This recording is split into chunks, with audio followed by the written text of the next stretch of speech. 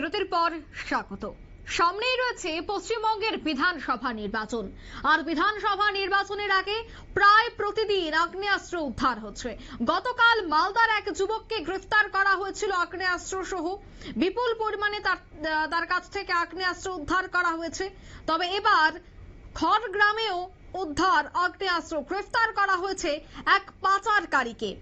মুর্শিদাবাদ জেলার কান্দি মহকুমা খড়গ্রামে পুলিশ গতকাল রাতে নাম গোলাম আম্বিয়া তাকে গ্রেফতার করা হয়।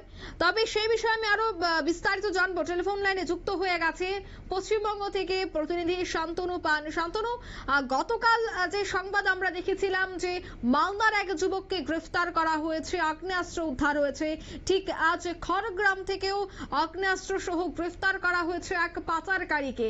সামনেই তো রয়েছে বিধানসভা নির্বাচন পশ্চিমবঙ্গে, তার আগে এই অস্ত্র উদ্ধার, অস্ত্র পাচার রীতিমতো বেড়ে যাচ্ছে পশ্চিমবঙ্গে। কতটা উদ্বেগের বিষয় এই মুহূর্তে? আমরা পরের পর দেখতে পাচ্ছি যে অস্ত্র উদ্ধার হচ্ছে পশ্চিমবঙ্গের বিভিন্ন জায়গায়।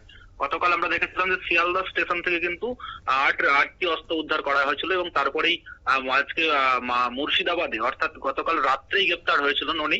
মুর্শিদাবাদের কান্দি মহকুমার খড়গ্রাম এলাকায় পুলিশ একজন ব্যক্তির উপর সন্দেহ হয় এবং একটি ব্রিজের উপর দাঁড়িয়েছিলেন তিনি, পূর্বান্নগরে যে ব্রিজ, সেই ব্রিজের উপর দাঁড়িয়েছিলেন।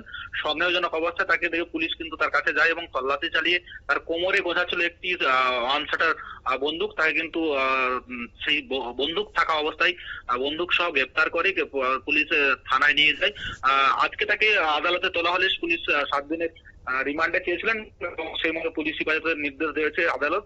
তার থেকে জিজ্ঞাসাবাদ করে জানার চেষ্টা চলছে যে এই ধরনের চক্র তারা আর কোথায় কোথায় জাল বিস্তার করে রেখেছে। কারণ আমরা বিগত দিনেও দেখেছি যে যখন কলকাতা পুলিশের এসটিএফ এই ধরনের অপারেশন চালিয়ে সাকসেসফুল হচ্ছে, সে জায়গায় দাঁড়িয়ে বেঙ্গল পুলিশের কিন্তু অনেকটাই ব্যর্থতা রয়েছে। আমরা জানি মালদা, মুর্শিদাবাদ যেই বর্ডার এলাকাগুলো রয়েছে সেদিকে প্রায়শই কিন্তু এই ধরনের বেআইনি অস্ত্র কারবার হচ্ছে। কারণ সামনে একটা রয়েছে যে বিধানসভার উপর নির্বাচন 26-এ, তার আগে কিন্তু রামনবমীর মিছিল একটা আক্রমণ হতে পারে, এমনটাই কিন্তু শুভেন্দু অধিকারী আজকে বিধানসভায় দাঁড়িয়ে কিন্তু মন্তব্য করেছেন। যদিও সেই মন্তব্যের এখনো পর্যন্ত কোনো প্রতিক্রিয়া জানাননি তৃণমূল কংগ্রেসের পক্ষ থেকে।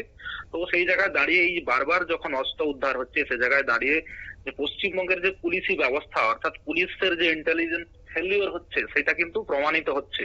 কারণ আমরা জানি যে কোনো ধরনের যখন ভোট আসে, সেই ভোটকে কেন্দ্র করেই পশ্চিমবঙ্গে কিন্তু এই ধরনের অস্ত্র কারবারিদের ব্যবসা বা যারা হচ্ছে দুষ্কৃতকারী, তারা কিন্তু এই অস্ত্রের রমরমা বিষয়টাকে সামনে আসতে দেখা যায়। তো সেই জায়গায় এই ধরনের বারবার যখন অস্ত্র উদ্ধার হচ্ছে, সেক্ষেত্রে পুলিশ প্রশাসন কোথায় কি করছে, কেন ইন্টেলিজেন্স ফেলিওর হচ্ছে, সেই বিষয়ে বিরোধীরা প্রশ্ন তুলছে। অঙ্কিত,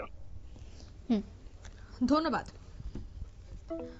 অর্থাৎ বাংলার মুর্শিদাবাদ জেলার কান্দি মহকুমা খড়গ্রাম এলাকা থেকে কিন্তু পিস্তল সহ একজনকে গ্রেফতার করা হয়েছে। তবে সেই জায়গাতেই প্রশ্ন যে নির্বাচনের প্রাক মুহূর্তে এই অস্ত্রের ঝনকানি এবং এই বিষয়টা কতটা চ্যালেঞ্জিং, এবং নির্বাচনের আগে পশ্চিমবঙ্গকে শান্ত করতে এবং এই ধরনের আগ্নেয়াস্ত্র পাচারে এবার পুলিশ কি ভূমিকা গ্রহণ করে, সেটাই দেখার। নিয়ে নিচ্ছে এই মুহূর্তে ছোট্ট একটি বিজ্ঞাপন বিরতি।